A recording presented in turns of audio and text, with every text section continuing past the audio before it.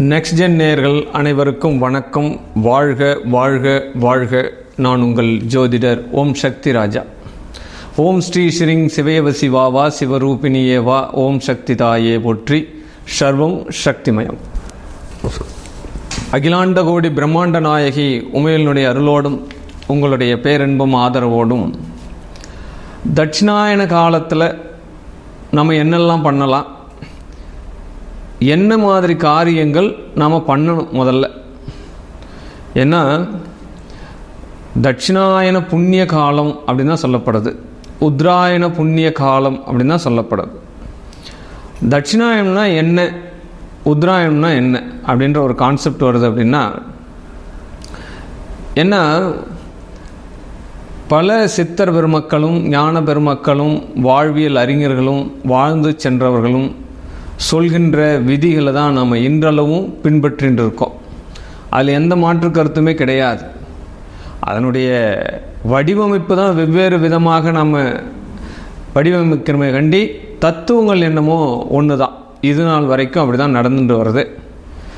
நாம் இதை மாற்றிட்டோம், அதை மாற்றிட்டோம், இப்படி செஞ்சிட்டோம், அப்படி செஞ்சிட்டோம்னு தான் சொல்லிட்டு இருக்குமே கண்டி, ஆனால் இங்கே எதையுமே மாற்றலை அப்படின்றது தான் நிசப்தமான உண்மை.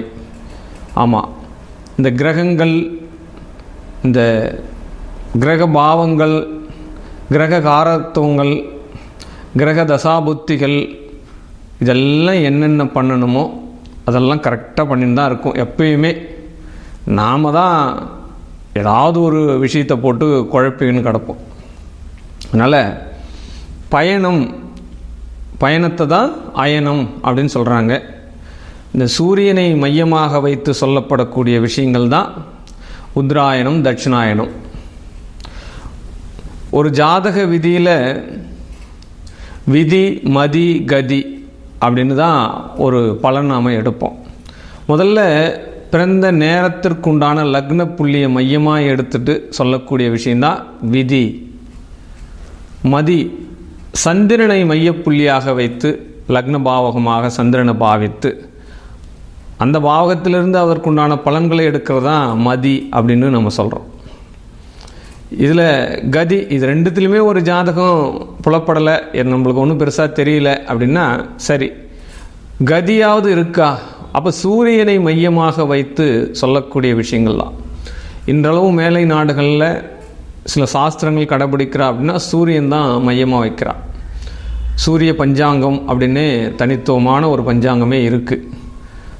அவங்க அந்த ஒவ்வொருக்கும் ஒவ்வொரு விதி கடைபிடிக்கிறான். அதனால் சூரிய சித்தாந்தத்தை வைத்து சொல்லப்படக்கூடிய பலன்கள் தான் இந்த உத்ராயணம், தட்சிணாயன காலங்கள் அப்படின்னு பண்ணுது. இது சயின்டிஃபிக்காக நம்ம பார்க்கணும் அப்படின்னா நம்ம எல்லாருமே படித்த படிப்பு தான். ஒரு பூமி உலோக மேப் இருக்கும், இந்தியாவினுடைய மேப் இருக்கும். அந்த மேப்பை சரி பாதியாக பிரிக்கிற மாதிரி பூமத்திய ரேகை அப்படின்னு சொல்லிட்டு போட்டு 0 டிகிரி இருக்கும். அதுக்கு பிறகு 28 டிகிரி கடகரேகையாகவும் 23 டிகிரி சாய்ந்த கோணங்கள் தீர்க்க ரேகையாகவும் இருக்கும். இந்த சயின்டிஃபிக்கை தான் இது வரைக்கும் அந்த பூமத்திய ரேகை எங்கெங்கெல்லாம் போகுதுன்னு மார்க்கிங்லாம் யாரும் பண்ணுறதா கிடையாது, சொல்கிறா அப்படின்னு. ஆனால் இதை சாஸ்திர வடிவில் நம்ம கொடுக்கக்கூடிய விஷயங்கள் என்ன அப்படின்னா, சூரியன் வடக்கு நோக்கி பயணிக்கக்கூடிய காலம் உத்ராயண காலமாகும். அப்போ அந்த வடக்கில் முடிந்து மறுபடியும் சூரியன் தென் திசை நோக்கி பயணிக்கும் காலம் இங்கே தட்சிணாயன காலமாக குறிப்பிடப்படுகிறது. சூரியன் உதிக்கும் திசை கிழக்கு, இதுதான் நம்ம சப்ஜெக்டில் படிக்கிறோம். நம்மளை நிற்க வச்சுட்டு நம்ம கையை 2 மேலே தூக்க சொல்லிவிட்டு, ஆமாம், பார்வை கிழக்கு, வடக்கு, தெற்கு அப்படின்னு 4 திசைகள்லேயும் நம்மளுக்கு ஸ்கூலில் ஆசிரியர் பெருமக்கள் சொல்லி கொடுத்துருக்காங்க. இதுதான் வழக்கம். அப்போ இது என்ன, தென் திசை நோக்கி சூரியன் பயணிக்குது, வடக்கு திசை நோக்கி பயணிக்குது அப்படின்னா, சூரியன் ஒரே இடத்துல தான் இருக்கா, பூமி தான் சுற்றுது. அப்போ நமக்கு பார்வையில் என்ன தெரியுதுன்னா, நாம் இங்கே பூமியில் இருக்கிறதுனால சூரியன் சுழற்சி ஆகிற மாதிரி நமக்கு அது தெரியுது. நாம் அறிவாற்றல் அறிஞர்கள், சித்தர் பெருமக்கள், நமக்கு முன்னாடி சொன்ன ஜோதிட வல்லுநர்கள் என்ன விதிகளை கடைபிடித்து வச்சுட்டு போயிருக்காளோ அதனுடைய சுவடுகளில் இருந்து தான் நாம் பிரதிபலிப்பு பளிச்சாகணும். ஏன்னா நாம் யாரும் போயிட்டு அதெல்லாம் உள்நோக்கம் ஆராய்ச்சி பண்ணுற அறிவாற்றல் இருக்குதா அப்படின்னா அதுக்கு சில ஞானங்கள் வேணும். அதனுடைய தத்துவங்களே பெரிய சப்ஜெக்ட். அதெல்லாம் நாம் அவங்க கொடுத்த ஒரு பாராயணத்தை பண்ணிட்டு தன்னுடைய வாழ்க்கையை ஒரு நல்ல வாழ்க்கையாக கொண்டு போகிறதுக்கு என்ன சூழலோ அதை தான் நாம் அடுத்த கட்ட நடவடிக்கை கொண்டு போகணும். ஆமாம், இல்லை நீ ஒரு ஆராய்ச்சியாளனாக தனி ஒரு அறிஞராக இருந்தால் அவங்க கண்டுபிடிச்ச கண்டுபிடிப்புலேருந்து புதிய கண்டுபிடிப்பு நீ கண்டுபிடிக்கிறதுக்கு உண்டான சாத்தியக்கூறு உனக்கு உண்டான ஞானங்கள் இருக்குன்னா நம்ம அதை முயற்சி செய்யலாம். சரியா? அப்படி இருந்தாலும் கடைசியில் அதுதான் சரி அப்படின்ற மாதிரி தான் நிற்கும். அதில் எந்த மாற்று கருத்தும் கிடையாது. இந்த உத்தராயண காலத்தான் பகல் மாதம் அப்படின்னு சொல்கிறார். தை மாதத்திலிருந்து மகர காலம் அப்படின்னு சொல்லப்படக்கூடிய மகர சந்திராந்தி அப்படின்னு சொல்லப்படக்கூடிய அந்த தை மாதத்திலிருந்து ஆனி மாதம் ஆக வரக்கூடிய அந்த 6 மாதமே பகல் மாதம் அப்படின்னு சொல்கிறார். இப்போ ஆடி மாதம் முதல்ல இருந்து தை மாதத்தினுடைய பிறக்கக்கூடிய மார்கழி 31 வரைக்குமே தட்சிணாயன காலங்கள் அப்படின்னு சொல்கிறார். இதுக்கு ஒரு விதி சொல்கிறார். தேவர்களுக்கு ஒரு நாள் தான் நம்மளுடைய ஒரு வருடம். அப்போ கலியுகத்தில் இந்த ஒரு வருட காலங்கள் என்பது தேவலோகத்தில் ஒரு பொழுது தான். அப்போ பகல் பொழுது இரவு பொழுது இந்த ஒரு நாள் தான் இந்த உத்தராயண தட்சிணாயன காலங்கள் அப்படின்னு சொல்கிறா. இதில் இந்த மத்திய பொழுது பார்த்தோம் அப்படின்னா உத்தராயணத்தில் சித்திரை மாதத்தையும் இரவில் இந்த தட்சிணாயனத்தில் ஐப்பசி மாதத்துலேயும் அந்த 0 டிகிரி 180 டிகிரி இது தேவர்களுக்கு சாப்பாட்டு நேரம் அப்படின்னு சில சூட்சமங்கள் சொல்லி வச்சுன்னு இருக்கா. ஏன்னா நமக்கு என்ன ஒரு டாபிக் அப்படின்னா எதையுமே மனிதன் எளிமையாக புரிந்து கொள்ளக்கூடிய சூழல் வடிவில் அவனுக்கு சொல்லி கொடுக்குறோம் அப்படின்னா அவன் மனதில் பதியும். அதனால் இந்த 0 டிகிரி 180 டிகிரின்றத சாப்பாட்டு வேலைன்னு சொல்லிட்டோம் அப்படின்னா அவனுக்கு நல்ல ஒரு அழுத்தமாக புரிஞ்சிடும். அப்போ இன்றளவுமே நம்ம தமிழர்கள் வளரக்கூடிய பிள்ளைகள் வளரக்கூடிய சூழ்நிலை எப்படி இருக்குது அப்படின்னா கதைகள் மூலமாக தான் சில விஷயங்கள் எல்லாம் விளக்குறான். ஸ்கூலில் வாத்தியார் கூட சில விளக்கத்தை சொல்லணும் அப்படின்னா சில கதைகளை சொல்லி விளக்கம் சொன்னாங்க அப்படின்னா கரெக்டாக புரிஞ்சுக்குவா புள்ள. அந்த மாதிரி தான் நம்ம ஒரு விஷயத்தை புரிஞ்சுக்கணும் அப்படின்னா சில விதிமுறைகளை ஆசிரியர்கள் குருமார்கள் பின்பற்றி இருக்கிறார்கள் அப்படி தான் சொல்லப்படுது. அப்படிப்பட்ட இந்த தட்சிணாயன காலங்கள் இரவு காலங்கள் அப்படின்னு பேர். அப்போ உத்தராயண காலத்தில் மனிதர்களிடையே பார்த்தோம் அப்படின்னா எதிர்ப்பு சக்திகள் அப்படின்னு சொல்லக்கூடிய உடலில் உள்ள இந்த உயிரணுக்கள் ஆற்றல்கள் எனர்ஜிகள் எல்லாமே பார்த்தோம் அப்படின்னா கொஞ்சம் எக்ஸ்ட்ரானரியாக இருக்கும் அப்படின்னு சொல்லப்படுது. இந்த தட்சிணாயன காலத்தில் மனிதர்களுக்கு ஏன்னா இந்த தட்சிணாயன காலம் ஆரம்பிக்கும் போது பார்த்தோம் அப்படின்னா மழைக்காலமும் இருக்காது, வெயில் காலமும் இருக்காது, குளிர்காலமும் இருக்காது. அது ஒரு மித தட்ப வெப்பநிலையாக இருக்கும். இப்படிப்பட்ட இந்த சூழ்நிலை கால சூழ்நிலை மாறும்போது அந்த உடல் அமைப்புக்கு ஏற்ற காரத்துவம் மாறும்போது நோய் நொடிகள் பிணிகள் எல்லாம் மனிதனை தாக்கும், கிருமிகள் உருவாவதற்கு உண்டான சூழல்கள் ஏற்படும் அப்படின்னு சயின்டிஃபிக்காக ஆராய்ச்சி பண்ணி வச்சுருக்கா. அதனால் அந்த உடல் எஃபெக்ட்லாம் தாங்கணும், எதிர்ப்பு சக்திகள் குறைவாக இருக்கும் அப்படின்னு சொல்லப்படுது. அந்த வரிசையில் இந்த தட்சிணாயனம் ஆரம்பிக்கும் போதே அதனால தான் ஆடி மாதத்தில் ஆரம்பிக்குது. அந்த எதிர்ப்பு சக்தியெல்லாம் உடல் தாங்கணுன்றதுக்காக தான் இந்த வரகு கம்பு கேவுரு கஞ்சி இந்த கூழ் இதெல்லாம் அந்த ஆரம்ப காலகட்டத்திலே அம்மன் மாதமாக ஆரம்பித்து நம்ம எல்லாமே அம்மனுக்கு கூழ் ஊற்றுறது கஞ்சி ஊற்றுறது இதெல்லாம் நடக்கும். அந்த உடலுக்கு ஊட்டச்சத்தான உணவு நம்ம சாப்பிடும்போது நோய் எதிர்ப்பு சக்தி அப்போவே நம்மளுக்கு வருது அப்படின்னு தான் சொல்லப்படுது. அதனால் இந்த தட்சிணாயன காலங்களில் வரக்கூடிய இந்த விசேஷத்தில் பூராவே நாம் ஐக்கியமாகணும் அப்படின்னு சொல்லப்படுது முதல்ல. ஏன்னா ஒவ்வொரு காரியத்துக்கும் ஒவ்வொரு காரணம் உண்டு, காரியம் இல்லாத எந்த ஒரு காரணமும் கிடையாது அப்படின்ற விஷயத்தை முதல்ல நம்ம தெரிஞ்சுக்கணும். இந்த தட்சிணாயன 6 மாத காலங்களும், அதற்கு முன்னாடி ஆதி காலத்தில் என்ன பண்ணியிருக்கா அப்படின்னா, இது இறைவனுக்கு செய்யப்படும் தொண்டுகள் அப்படின்ற ஒரு வடிவமைப்பை பிரித்து வச்சிருக்கா. இந்த தட்சிணாயன காலங்கள் முழுவதுமே இறைவனுக்காக நீங்கள் தொண்டு செய்ய வேண்டும். மனிதன் மக்களுக்கு மக்களாகவே நீங்கள் தொண்டு செய்து கொள்ள வேண்டும்.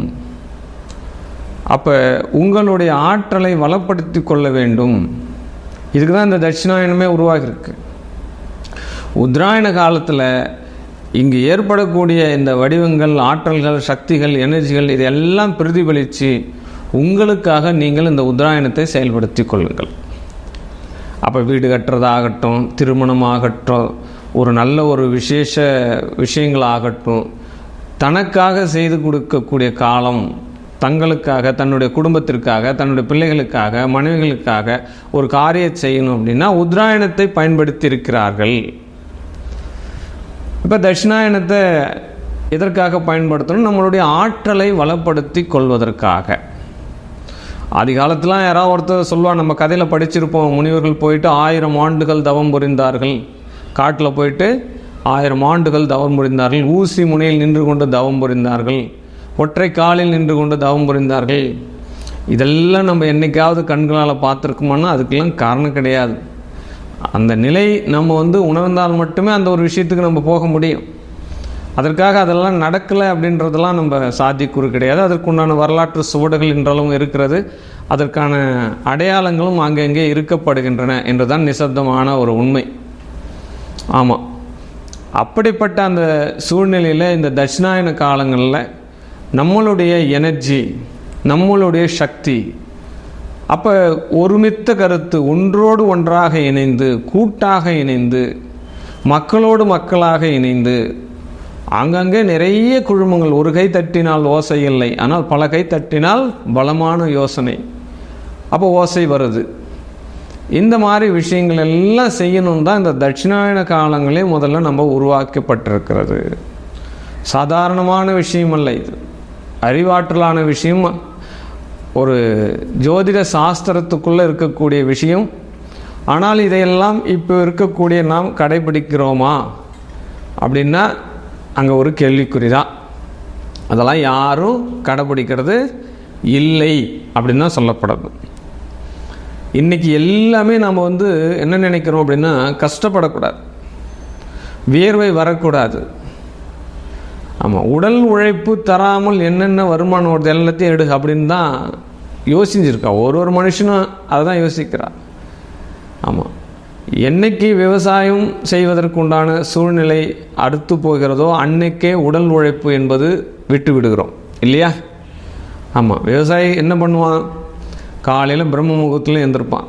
முழிக்கப்படும் கண் விழிப்பே பார்த்தோம் அப்படின்னா அவனுடைய வயல்வெளிகளில் கண் முழிப்பான்.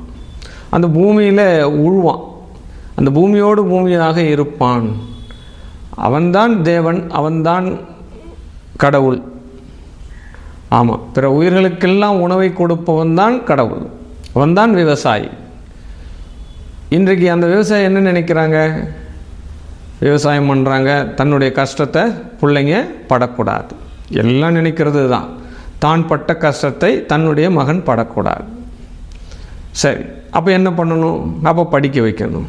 சரி, படித்தா அறிவு வளரும், ரைட்டு, இல்லைன்னு சொல்லலை. ஆனால் உழைப்பு பண்ணணுமா பண்ணக்கூடாதா? உழைப்பை கற்றுக் கொடுக்க வேண்டுமா கற்றுக் கொடுக்கக்கூடாதா? கண்டிப்பாக கற்றுக் கொடுக்க வேண்டும். இன்றைக்கும் ஒவ்வொரு குடும்பத்துலேயும் சில இடங்களில் என்ன தான் படித்தாலும், எவ்வளவு பெரிய உயர்வுக்கு போனாலும், உழைப்பதற்கு அங்கே வீட்டுக்கு வந்தால் கண்டிப்பாக அப்படியே சட்டையை கட்டி போட்டுட்டு, என்ன வேஸ்ட் சட்டையை கட்டிட்டு, கண்டிப்பாக மம்முட்டியோ கடப்பாரையோ எடுத்துட்டு கொல்லிக்கு போகக்கூடிய, வயல்வெளிக்கு போகக்கூடிய பழக்கம் சில மனிதர்கள்கிட்ட இருக்கத்தான் செய்கிறது, இல்லைன்னா நான் சொல்லலை. பெரிய பெரிய பதவிகளில் விட்டு மறுபடியும் விவசாயத்தை கையில் எடுக்கக்கூடிய ஆட்களும் இருக்கத்தான் செய்கிறார்கள். அப்போ உடல் உழைப்பை கொடுத்தால்தான் நாம் இங்கே உயிர் ஆக இருக்க முடியும். பல உயிர்கள் வாழ வேண்டும் என்றால் உடல் உழைப்பு இங்கே தியாகம் செய்ய வேண்டும், வியர்வை துளிகள் சிந்த வேண்டும். அப்போ இந்த தட்சிணாயன காலம் என்பது உங்களுடைய சக்தியை மேலோக்கி கொள்ள வேண்டும். ஆமாம், எப்படி சார் சக்தியை நாம் எப்படி மேலோக்கி கொள்வது? அதற்குண்டான வழிகள் என்ன? அதற்குண்டான முயற்சிகள் என்ன? அதை எப்படிலாம் ஃபாலோ பண்ணால் நம்மளுக்கு எனர்ஜி வரும். அப்போ இது ஒன்றும் நம்ம இன்றைக்கி தான் வந்து புதுசாக சொல்லணுன்றதான் இல்லை. சொல்லப்பட்ட விதிகளை நாம் மீண்டும் மீண்டும் சொல்லிக்கொண்டே இருக்க வேண்டும். இதுதான் தத்துவம். ஆமாம், நாம் இன்றைக்கி வந்து புதுசாக இந்த ஏட்டை மாற்றுறதோ செயல்களை மாற்றுறதோ கூடாது. அதனால் இந்த தட்சிணாயன காலத்தில் இந்த மேஷம் முதல் மீனம் வரை எந்த காரியத்தை நாம் செய்து நம்மளுடைய ஆற்றலை பெருக்கிக் கொள்ள வேண்டும், எந்த காரியங்கள் எல்லாம் நமக்கு டீஆக்டிவேட்டாக நடக்கும், அப்போ எப்படி நம்ம வாழ்க்கையில் முன்னேற்றுறது, அடுத்து வரக்கூடிய இந்த உத்தராயணத்தை நமக்குண்டான ஒரு முத்ராயணமாக மாற்றுவது எப்படி, அப்போ உத்தராயணத்தில் எப்படி இருக்கணும், தட்சிணாயணத்தில் எப்படி இருக்கணும். இப்போ தட்சிணாயன காலம், அதனால் இந்த தட்சிணாயன காலத்தில் எந்த மாதிரி நம்மளுடைய கடமைகளை செய்து என்னென்ன பூஜைகள் புனஸ்காரங்கள் செய்து நம்மளுடைய மனதையும் உடலையும் ஒருமித்தே எடுத்து போயிட்டு நாம் வாழ்க்கையில் வெற்றி பெறுவது எப்படி அப்படின்ற ஒரு சப்ஜெக்ட் தான் உங்களுக்கு நான் மேஷத்திலிருந்து மீனம் வரை சொல்ல போகிறேன். நிதானமாக கேளுங்க, பொறுமையாக பாருங்கள். இந்த தட்சிணாயன காலத்தில் உங்களுக்கு வெற்றி உறுதி, அதில் எந்த மாற்று கருத்தும் கிடையாது. வாழ்க வாழ்க வாழ்க. தனுசு ராசி நேயர்களுக்கும் நண்பர்களுக்கும் ஆனந்த வணக்கம். இன்றைய பதிவு இந்த தட்சிணாயன காலம், இந்த 6 மாத காலம், இந்த சூரியனுடைய மையப்பகுதிகள், சூரியனுடைய கற்பனை நிலத்தின் தனுசு ராசி நேயர்களுக்கு ஆனந்த வணக்கம். இந்த தட்சிணாயன காலத்தை, இந்த 6 மாதத்தை எப்படி தன்னுடைய வாழ்க்கையில் வெளிச்சத்திற்கு கொண்டு வருவது, நம்மக்கிட்ட இருக்கக்கூடிய பாசிட்டிவ் எண்ணங்கள் என்ன, மைனஸ் எண்ணங்கள் என்ன. பொதுவாகவே இந்த தனுசு ராசி அப்படின்னு பார்த்தோம் அப்படின்னா, இந்த ராசியில் இருக்கவங்களை பார்க்கும்போதே நம்மளுக்கு தெரியும் சார். ஆமாம், இந்த கை கால்கள் எல்லாமே பார்த்தோம் அப்படின்னா தனித்தனியாக இருக்கிற மாதிரி இருக்கும். ஆமாம், ஒரு தனித்தத்துவம் இருக்கும். உடல் அமைப்பே சற்று வித்தியாசமாக இருக்கக்கூடிய ஒரு ராசி தான் இந்த தனுசு ராசி. ஏன்னா யோக ராசியாக வராங்க. காலபுருஷத்தில் இது யோக ராசி தானே. யுனிக்காக இருப்பாங்க சார். பர்சனல் தனித்தன்மை இருக்கும். ஒரு 10 பேரில் ஒருத்தர் தனுசு ராசி இருக்கார் அப்படின்னா அப்படியே ஒரு அப்படியே ஈர்ப்பு விசை அவங்கக்கிட்ட அதிகமாக இருக்கும். காந்த கண்கள் உடையவர்கள் கூட சொல்லலாம். அப்போ தனுசு ராசியில் ஒரு பெண் இருக்கா அப்படின்னா அப்படியே ஈர்க்கு, மற்றவளை ரிசீவ் பண்ணுவா. அப்படி இருக்கும் அவளுடைய கண்கள் அப்படின்னு பேர். ஆமாம், விளையாட்டு கூட சொல்லுவாங்க காந்த கண் உடையவள் அப்படின்னு சொல்லுவாங்க. அந்த மாதிரி இருக்கக்கூடிய ஒரு ஈர்ப்புத்தன்மை வாழ்ந்த குணமுள்ளவர்கள் இந்த தனுசு ராசிக்காரர்கள் அப்படின்னு பண்ணுவாங்க. ரொம்ப ரொம்ப கட்டுப்பாடு இருக்கும். நாகரிக வளர்ச்சியில் கட்டுப்பாடுகள் இருக்கும். ஆமாம், நாகரிக வளர்ச்சினா என்ன சார்? ட்ரெண்டிங்காக ட்ரெஸ் போடுறது. இப்போ என்ன யூனிக்காக இருக்கோ அந்த ட்ரெஸ்ஸிங் சென்ஸுக்கெல்லாம் அங்கே வந்து கட்டுப்பாடு இருக்கும். தனுசு ராசியில் உங்கள் குடும்பத்தில் ஒரு பெரியவா இருக்கான்னா அவகிட்ட நீங்கள் பார்த்தீங்கன்னா பழைய பஞ்சாங்கமாக இருப்பாள். காலையில் எழுந்துரு ரொம்ப ரொம்ப ரொம்ப ரொம்ப நைய படைப்பாள். அவகிட்ட நீங்கள் என்ன பண்ணணும் அப்படின்னா கரெக்டாக இருக்கணும். ஏன் கரெக்டாக இருக்கணும்னா அப்போ தான் உங்களுடைய உடலும் மனமும் சரியாக இருக்கும். ஏன்னா அவள் அதெல்லாம் கடைபிடிச்சிட்டு வந்தக்கூடிய ராசி தானே தனுசு ராசி. அப்போ ஏற்கனவே சில குறிக்கோளோடு இருக்கக்கூடிய ராசி. நிறைய கட்டுப்பாடுகள் வாழ்க்கையில் பார்த்தோம் அப்படின்னா நிறைய டிசைன் பண்ணி வச்சுருக்கக்கூடிய ராசி இந்த தனுசு ராசி. டிசைனிங் நிறைய இருக்கும். இந்த வயசில் இப்படி இருக்கணும், இந்த வயசில் இப்படி இருக்கணும், இப்போல்லாம் இப்போ போகணும், காலையில் இது எழுந்திருக்கணும் அப்படின்னு சொல்லிட்டு அவகிட்ட வந்து ஒரு அட்டவணையே இருக்கும். தினசரி அட்டவணையே அவன் மைண்டில் ஏற்றி வச்சுருக்கக்கூடிய ராசி இந்த தனுசு ராசியாக சொல்லலாம். பிறந்திருக்கக்கூடிய அத்தனை உயிர்களும் இன்புற்று வாழ வேண்டும் அப்படின்னு நினைக்கக்கூடிய ஒரு மென்டாலிட்டி, ஒரு கெப்பாசிட்டி, தனித்துவமான வாய்ந்த ராசி இந்த தனுசு ராசி. ஆமாம், வாடிய பயிர்களை கண்டபோதெல்லாம் வாடினேன் அப்படின்னார் வள்ளலார். அதற்கு எடுத்துக்காட்டாக நேராக எந்த ராசி சொல்லலான்னு பார்த்தா அது தனுசு ராசி சொல்லலாம். அவ்வளவு ஒரு டெடிடேஷன் மைண்ட். ஆமாம், இந்த உலகத்தில் அனைவரும் இன்புற்று வாழ வேண்டும் அப்படின்னு நினைக்கிறவங்களே அந்த தனுசு ராசிக்காரங்கள் தானே. உயர்ந்த ஒழுக்கம், அதுன்னு சார் ஒழுக்கத்திலே உயர்ந்த ஒழுக்கம், அப்படி இருப்பாங்க.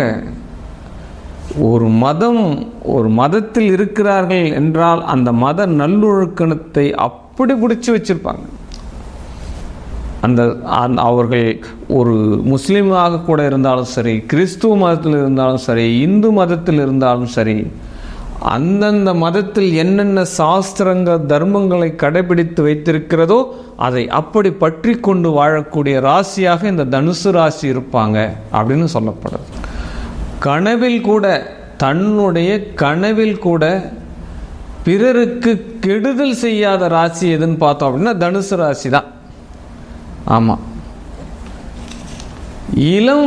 தன்னுடைய இளம் வயதுலேயே அந்த மனப்பான்மை வந்துடும் சார். அவங்க சின்ன வயசாக இருக்கும்போதே ஒரு சில பிள்ளைகள்லாம் பிறந்த உடனே கொடு கொடு கொடு கொடு அப்பாவுக்கு கொடு, அம்மாவுக்கு கொடு, ஆயாவுக்கு கொடு, தாத்தாவுக்கு கொடு அப்படின்னு சொல்லிட்டு கொடுத்து பழக வேண்டும். அப்போ அந்த சின்ன வயசுலேயே நீங்கள் அந்த தனுசு ராசியில் ஒரு குழந்தை பிறக்குது அப்படின்னா அது கையில் ஏதாவது பொருளை கொடுத்தீங்கன்னா உடனே எல்லாருக்கும் கொடுக்கும். சில பிள்ளைகள்லாம் கொடுக்காது, எனக்கு வேணும் பிடுங்கினோடனே அழுவும். ஆனால் இந்த தனுசு ராசி கொடுக்கறதுல சிரிக்கும். இதெல்லாம் நடந்து பாருங்கள், இதெல்லாம் தெரியும் உங்களுக்கு. ஏன்னா அதனுடைய காரகத்துவமே கொடுப்பதற்காக பிறக்கப்பட்ட ராசி அப்படின்னு சொல்லப்படுறது. இந்த தனுசு ராசிக்காரங்களுக்கு பார்த்தீங்கன்னா சொத்து, சுகம், வீடு, வண்டி, வாகனம் எல்லாமே ஹேண்ட்ஸமாக அமைஞ்சிரும். தன்னுடைய வாழ்க்கையில் கண்டிப்பாக அமையும் அப்படின்னு தான் சொல்லப்படுது. ஏன்னா யோக ராசிக்காரங்கள் அப்படின்னு ஒரு விஷயத்த சொல்லப்படுது. இப்போ எங்கே இவங்க பிளிங்க் ஆகுறாங்க, இந்த தனுசு ராசிக்கு எங்கெங்கெல்லாம் மைனஸ் நடக்குது அப்படின்ற ஒரு விஷயத்தை எடுத்துக்கிறோம் அப்படின்னா, மேக்சிமம் இந்த தனுசு ராசியில் ஒரு ஆண் இருக்கிறான் அப்படின்னா அந்த ஆண் ஏதோ ஒரு பெண்ணால் பாதிக்கப்படுகிறான். எஸ், எதிரியே யார் அப்படின்னு பார்த்தோம் அப்படின்னா ஆண் தனுசு ராசிக்கு பெண் தான் எதிரி. அப்போ பெண் தனுசு ராசிக்காரர்களுக்கு ஆண் எதிரியாக வந்துடுவாங்க. இது காலத்தினால் சபிக்கப்பட்ட ஒரு விஷயம். ஆமாம், ஒரு நல்ல பதவியில் இருப்பார், அவர் நேர்மையாகவும் நீதியாகவும் நியாயமாகவும் இருப்பார். இதெல்லாம் நான் கண்கூடாக கண்ட விதி நான் பார்த்த சாஸ்திரத்தில் இருக்கு. நல்ல ஒரு விஷயம். அவர் மனசறிஞ்சு யாருக்கும் துரோகம் பண்ண மாட்டார். அவர் அந்த துறையில் அப்பேற்பட்ட நேர்மையானது. பல பேர் எல்லாம் லஞ்சம் வாங்குவார், ஆனால் அவர் வாங்க மாட்டார். அப்படிப்பட்ட நபருக்கே ஒரு பெண் ஒருத்தர் அலிகேஷன் கொடுத்துட்றான். வரைமுறை இல்லாமல் என்னோடு நடந்து கொண்டார் சொல்லிட்டு தேவையில்லாத ஒரு அலிகேஷன் கொடுக்குறார் அந்த தனுசு ராசிக்காருக்கு. அப்போ ஏன் இதெல்லாம் நடக்குது? அப்போ எங்கே ஜாக்கிரதையாக இருக்கணும்? அப்போ நீங்கள் வேலை செய்கிற இடத்துல இருந்தாலும் சரி, சுற்று வட்டாரத்தில் இருந்தாலும் சரி, யாராவது ஒருத்தர் தேவையில்லாத ஆணுக்கு பெண் எதிரியாகவும் பெண்ணுக்கு ஆணுக எதிரியாகவும் வந்து விடுவார்கள். இது அந்த ராசிக்கு உள்ள ஒரு காரகத்துவம். அப்போ இதெல்லாம் தான் நீங்கள் வெளியில் வரணும். அதுக்காக தான் இப்படி நம்ம பேசுகிறோம். இப்போ எந்த இடத்துல நீங்கள் ஜாக்கிரதையாக இருக்கணும், தனுசு ராசிக்கு எது மைனஸ் அப்படின்னு முதல்ல தெரிஞ்சுக்கோங்க. நீங்கள் சரியாக தான் இருக்கீங்க, ஆனால் இது நடக்கும். ஏன்னா நீங்கள் நேர்மையாக இருந்தாலே பல பேருக்கு பிடிக்காது இல்லையா? ஏன்னா பல பேருனுடைய பொருளாதாரம் பாதிக்கப்படுது நீங்கள் ஒருத்தர் நேர்மையாக இருக்கிறதுனால. இந்த உலகம் சூழ்ச்சிகளால் சூழப்பட்டது. ஆமாம், நய வஞ்சகர்கள் நிறைந்த உலகம். அதிலே ஒரு நல்லவனுக்கு இடம் உண்டா என்றால் அங்கே அவன் அதற்குண்டான பாதிப்புகளை அடைந்துதான் ஆக வேண்டும். ஆமாம், ஏன் நம்ம நல்லவனாக இருக்கணும்? உங்கள் மனசில் ஒரு எண்ணம் வரும், கண்டிப்பாக வரும். எல்லாருக்கும் வரக்கூடிய எண்ணம் தானே. இவ்வளோ நான் நேர்மையாக இருந்து நான் என்ன சாதிச்சிட்டேன், எல்லாருக்கும் எதிரியாக தானே மாறுறேன், எல்லாரும் என்னை வேற ஒரு பார்வையாக பார்க்குறா. ஆனால் உங்களுடைய நேர்மைத்தன்மை தான் வரலாறுகளில் இடம் பிடிக்கும். ஆமாம், ஒரு ஹரிச்சந்திர புராணத்தில் சொல்லப்படாத விஷயத்தையா நேர்மை உங்களுக்கு சொல்லிவிடப் போகிறது? ஆமாம், அந்த ஹரிச்சந்திரன் தன்னுடைய வாழ்நாள் முழுவதும் பொய் சொல்லக்கூடாது என்ற ஒரு தாத்திரத்தை எடுத்திருந்து அவன் படாத கஷ்டம். எந்த ஒரு காரியத்தை ஒருவன் பிடிக்கிறானோ அந்த காரியத்தாலே தான் அவனுக்கு பிரச்சனை. அதனால தான் பற்று இல்லாதவன் நல்லா இருக்கிறான், ஃப்ரீயாக இருக்கிறான். பற்று உற்றவன், காதல் கொண்டவன், அதீத மோகம் கொண்டவன் எல்லாம் வசப்பாடுறது இதனால தான். நாம் எந்த ஒரு விஷயத்திலுமே அதிகமாக மோகம் கொள்ளக்கூடாது. ஆமாம், அதை தான் புத்தர் சொன்னார், ஆசை துறந்தால் உனக்கு வாழ்க்கை இனிமையாக இருக்கும் அப்படின்னு சொல்லிட்டு. அதையும் நம்மால் என்ன சொல்கிறான் அப்படின்னா, ஏன்னா இந்த உலகம் பல பரிமாணங்கள் இருக்குது. ஒவ்வொரு வினைக்கும் அதற்குண்டான எதிர்வினை உண்டு அப்படின்னு தான் சொல்லப்படுது. ஆமாம், புத்தர் பெருமான் பல பல பல பல பல நல்ல ஒரு விஷயங்கள் எல்லாம் இந்த உலகுக்கும் இந்த மனிதனுக்கும் கொடுத்திருக்கிறார். அந்த புத்தனையே வசைபாடிய மனிதனும் இந்த உலகத்தில் இருக்கத்தான் செய்கிறார்கள். அப்படிப்பட்ட உலகம். அதில் இந்த தனுசு ராசி நேயர்கள் அவ்வளவு மீண்டு வருவதில் மிகப்பெரிய ஒரு பலம் உங்களுக்கு தேவைதானே. நம்மளை சுற்றி இருக்கக்கூடியவர் நயவஞ்சகர்களை இருந்து நீங்கள் மீண்டு வர வேண்டும். அதுக்கு தான் இந்த தட்சிணாயன காலத்தில் நீங்கள் செய்யக்கூடிய புண்ணிய பலன்கள். அப்போ எதெல்லாம் உங்களுக்கு நடக்கும், இப்படியெல்லாம் தன்னுடைய வாழ்க்கையில் பிரச்சனை வரும், இந்த பிரச்சனைகளிலிருந்து மீளறதுக்கு நாம் எதெல்லாம் நாம் பண்ணணும், இதுக்கு தான் தட்சிணாயனம். ஆமாம், ஏன் சார் நம்ம வேறு காலங்கள் எல்லாமே நம்ம இறையருள் செய்யலையா? அப்போ தினம் தினம் தானே பூஜை பண்ணுறேன், அது என்ன இந்த தட்சிணாயனத்தில் பண்ணக்கூடிய பூஜைகள் எனக்கு அவ்வளோ பெரிய ஒரு அறிவாற்றலையும் இந்த பிரபஞ்ச சக்திகளையும் கொடுத்து விடுமா? இங்கே கேள்விகள் ஒன்று உங்களுக்கு வரலாம். இந்த சாஸ்திரங்களே என்ன சொல்லுது அப்படின்னா, மூதாதையர்களே என்ன சொல்லிட்டு போயிருக்கா அப்படின்னா, இந்த தட்சிணாயனம் என்பது இறையருளை எடுத்துக்கக்கூடிய காலம்டா, எடுத்துக்கோங்க. இந்த உத்தராயணம் என்பது உங்களுக்கு உண்டான காலம், நீங்கள் அதில் வாழ்ந்து கொள்ளுங்கள், அவ்வளோதான். இது 2 பாயிண்ட் தான் சொல்கிறேன். ஆனால் இதை சாஸ்திரம் அறிஞ்சு கடைபிடிக்கிறவா சரியான உயரத்தில் இருக்கிறா, ரொம்ப உசத்தியாக இருக்கிறா. ஆனால் அவசரப்பட்டு அல்லோலப்பட்டு நாம் உடனே நடக்கணும்னு நினச்சிட்டு இன்னைக்கு காரியம் இன்னைக்கு தான் அந்த அந்த அந்த அந்த யோசனையே வரும், நாளைக்கு ஆனால் முடிஞ்சு செட்டில் ஆகிருக்கணும், இப்படியெல்லாம் மைண்ட் திங்கிங் இருந்தால் எங்கே போகும் காலம்? பருவத்தே பயிர் செய் அப்படின்னு தான் சாஸ்திரம் சொல்லுது. அது வரைக்கும் வெயிட் பண்ணணும், அது வரைக்கும் காத்திருக்கணும், அது வரைக்கும் அதுக்குண்டான தியாகங்கள் நம்ம செய்யணும். அப்போ தான் ஒரு பொருள் ஒரு வடிவமாக நமக்கு சரியான முறையில் வரும். அவசரமான காரியத்தை செய்து நம்மளுடைய வாழ்க்கையை நாம் வீணாக்கி கொள்ளக்கூடாது. அப்போ பொறுமை மிக மிக மிக மிக மிக அவசியம், அப்படிதானே? அதற்கு தான் இந்த தட்சிணாயன காலங்கள். ஏன் அப்படின்னா, இந்த தனுசு ராசிக்காரர்கள் என்ன பண்ணோம் அப்படின்னா, இந்த சிட் ஃபண்டு போடுவா. நிறைய நம்ம அலிகேஷன் பார்த்துருக்கோம் நியூஸில். இந்த ஊரில் இத்தனை கோடி சிட் ஃபண்ட் போட்டு ஏமாற்றிட்டு வெளிநாட்டுக்கு போயிட்டா, 100 நாங்கள் சேர்த்தோம், இந்த சிட் ஃபண்டுக்காரர் ஏமாற்றிட்டு போயிட்டாங்க. எவ்வளோ நியூஸ் பார்க்குறோம். இருந்தாலும் இதெல்லாம் தீபாவளி, பொங்கல், இந்த காலங்கள்லாம் வரும்போது இந்த மாதிரி நியூஸ்லாம் வரத்தான் செய்யும். இது ஏதாவது நியூஸ் வராமல் இருக்கா, இல்லை அது என்ன குறைஞ்சிருக்கா, மக்கள் மனம் மாறி இருக்கா? இது வருடாவரம் வரக்கூடிய ஒரு நியூஸ் தான்ற மாதிரி மக்கள் என்ன பண்ணுவா, கடந்து போயிடுவா. ஏன்னா வலி யாராருக்கு வருதோ அவங்களுக்கு தான் வலி, மற்றவங்களுக்கு அதை வலி உணர தெரியாது. இதிலிருந்தெல்லாம் மீளணும். ஏன்னா இந்த தனுசு ராசிக்காரர்கள் கொக்கி போட்ட மாதிரி போய் அந்த சிட் ஃபண்டில் போய் மாட்டுவா. இது நிகழ்வு நடக்கும்.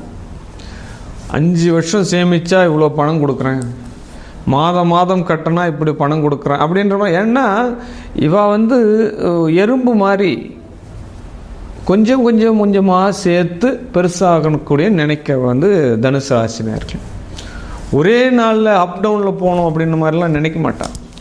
கொஞ்சமாக சிறு துளி பெரு வெள்ளம் அப்படின்றதுக்கு எடுத்துக்காட்டு இந்த தனுசு ராசி தான். அப்போ இந்த ஒரு சிட் ஃபண்டு, சீட்டு நிறுவனம்லாம் போகும்போது உங்களை நீங்கள் அதில் பெரிய ஆளானவளும் இருக்கா, இருந்தாலும் இங்கெல்லாம் போக்குள்ள உங்களுக்கு ஒரு டீப் மைனஸ் இருக்குது அப்படின்ற ஒரு விஷயத்தை முதல்ல நீங்கள் தெரிஞ்சுக்கணும். அப்போ இந்த மைனஸ்லேருந்து வெளியில் வரணும், இதெல்லாம் என்னை பாதிக்கக்கூடாது, இனி அடுத்து வரக்கூடிய இந்த உத்தராயண காலங்களில் என்னுடைய வளர்ச்சி வீழ்ச்சியாகக்கூடாது, எடுக்கக்கூடிய காரியங்கள் அத்தனையிலும் நான் ஜெயமாக வேண்டும், வெற்றி பெற வேண்டும். அதற்கு எனக்கு இந்த இறையருள், நான் செய்யக்கூடிய இந்த விரதங்கள், நான் பண்ணக்கூடிய இந்த பூஜை புனஸ்காரங்கள், நான் சொல்லக்கூடிய அஷ்டோத்திர மந்திரங்கள், நான் சொல்லக்கூடிய இறைவனுடைய திருநாமங்கள், நான் சொல்லக்கூடிய பஜன்கள், இதெல்லாம் இந்த தட்சிணாயனத்தில் நீங்கள் செய்யணும். இதெல்லாம் செஞ்சு இறைவனுடைய திருவருளை முழு அருளாக நீங்கள் கிடைக்கப்பெற்று அடுத்து வரக்கூடிய உத்தராயண காலத்தில் உங்களுடைய வெற்றியை நிலைநாட்டுங்கள். வாழ்க வாழ்க வாழ்க.